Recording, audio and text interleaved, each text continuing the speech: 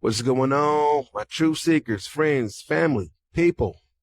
Let's talk about circumstance. First off, everybody, everywhere, I don't care who you are, will be faced with challenges and put in certain circumstances. Now, if you are a follower of the way, which is Yahusha, our circumstances that we face is not there to define who we are or to show us we're nothing. The circumstances that we face being followers of Yahusha is to build character, patience, hope. But most importantly, is to show us whom we serve. Who is that? Yahusha. Let's talk about it. Remember Moses and the children of Israel. At a particular time, they were put into bondage. Now notice they did nothing to be put in that situation. They were in bondage to the Egyptians and to Pharaoh. But what did they do to cause that to happen? Absolutely nothing. Let's talk about it. If you go to the book of Exodus, chapter 3, verse 7, this is what it says. And Yahuwah said, I have surely seen the affliction of my people, which are in Egypt, and have heard their cry by reason of their taskmaster. For I know their sorrows, and I am come down to deliver them out of the hand of the Egyptians. That's why they were put into bondage. They didn't do anything to be put there, but that situation was there to show the children of Israel whom they Elohim is. You see, bondage revealed deliverance. Captivity revealed covenant. Oppression revealed power.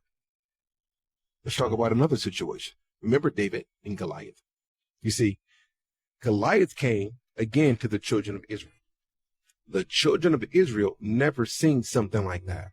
They were afraid to go out there and fight Goliath. Now, David, before he was king, said, I do it. David understood one thing. He said, who is this uncircumcised Philistine to defile the army of Yahuwah? David knew that Yahuwah would fight for his people. David said, if you turn to the book of 1 Samuel chapter 17, David said, you come to us with swords and spears and armor. This battle is not ours.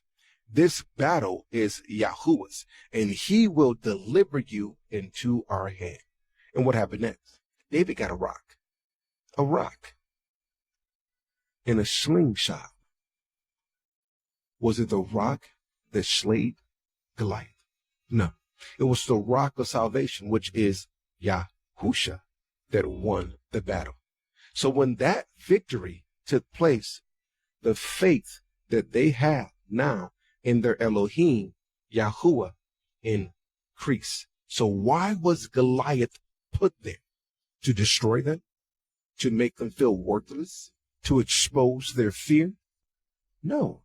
Goliath was put there to show them who their Elohim is. And they got the victory.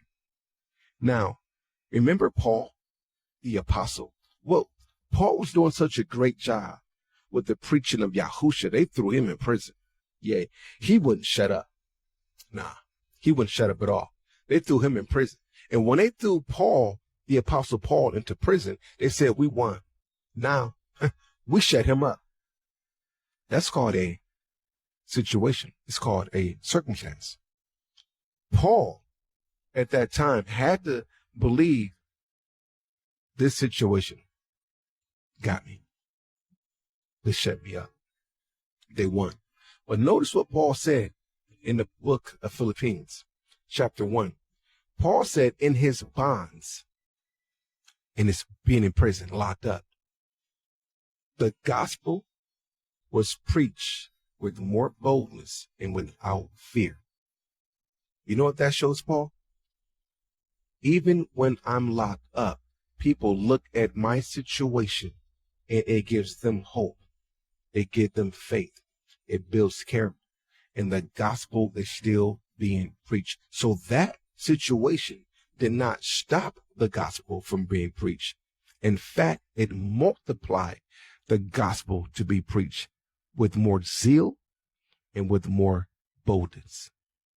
Now, before I continue, let me give you a little bit of knowledge. Every situation you are facing is not because of Yahusha. So you cannot charge Yahusha foolishly. If you look at 1 Peter chapter 4, verse 15, it says, "But let none of you suffer as a murderer or a thief or an evildoer. Yet if any man suffer as a follower of the way, let him not be ashamed, but glorify Yahuwah on this behalf." So if you are out there and you put yourself in a situation because you don't want to be obedient to the word, and that situation calls you to suffer, you cannot charge and say this is because of Yahuwah. You have to be responsible for your own action. Does that mean he left you? No. And we'll get into that in a little bit. But let's talk about situations that is not in your control. For example, you work in a job. You go to work every day. You're a good employee. You do a good job. But you notice your coworkers are treated better and differently than you.